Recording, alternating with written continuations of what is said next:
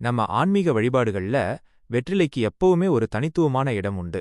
எந்த ஒரு சுபகாரியமாக இருந்தாலும் வெற்றிலை பாக்கு இல்லாமல் அது நிறைவடையாது. அப்படிப்பட்ட மங்களகரமான வெற்றிலைய வச்சு ஏத்தப்படுற வெற்றிலை தீபம் நம்ம வாழ்க்கையில இருக்கிற எப்பேற்பட்ட தடைகளையும் நீக்கும் வல்லமை கொண்டது. ஆன்மீக ரீதியா வெற்றிலையோட நுனியில லக்ஷ்மி தேவியும் காம்புல சரஸ்வதி தேவியும் நடுவுல பார்வதி தேவியும் வாசம் செய்யறதா ஐதீகம்.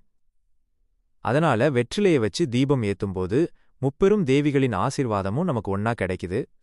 குறிப்பாக தீராத பணக்கஷ்டம் தீரவும், கடன் தொல்லைகள்ல விடுபடவும், தடைப்பட்டுட்டே இருக்கிற காரியங்கள் அதாவது வேலைவாய்ப்பு சுபகாரியங்கள் நல்லபடியா நடக்கவும் இந்த வெற்றிலை தீப வழிபாடு பெரிய அளவுல கை கொடுக்கும்.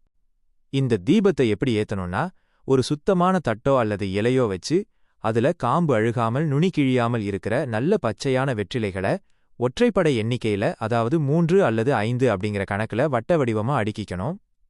வெற்றிலையோட நுனிப்பகுதி வெளிப்பக்கமா இருக்கணும். அதுக்கு மேல ஒரு மண் அகல் விளக்க வச்சு நல்லெண்ணெய் அல்லது தூய்மையான பசு நெய் ஊற்றி பஞ்சுத்திரி போட்டு தீபம் ஏத்தணும். இந்த வழிபாட்டை செவ்வாய்க்கிழமை, வெள்ளிக்கிழமை அல்லது அமாவாசை, பௌர்ணமி போன்ற விசேஷ நாட்கள்ல செய்யறது ரொம்பவே விசேஷம். ராகு கால நேரங்கள்ல துர்க்கை அம்மனுக்கு இந்த தீபத்தை ஏத்தி வழிபடலாம்.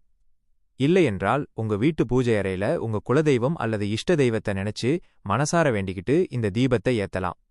வெற்றிலை தீபம் எரியும்போது அதிலிருந்து வர்ற புகையும் அந்த பாசிட்டிவ் கதிர்வீச்சுகளும் வீட்ல இருக்கிற கண் திருஷ்டி எதிர்மறை ஆற்றல்களை நீக்கி ஒரு நிம்மதியான சூழலை உருவாக்கும். உங்க மனசுல இருக்கிற நியாயமான கோரிக்கைகள் நிறைவேற இந்த எளிய வெற்றிலை தீப வழிபாட்டை நீங்களும் நம்பிக்கையோடு முயற்சி செய்து பார்க்கலாம்.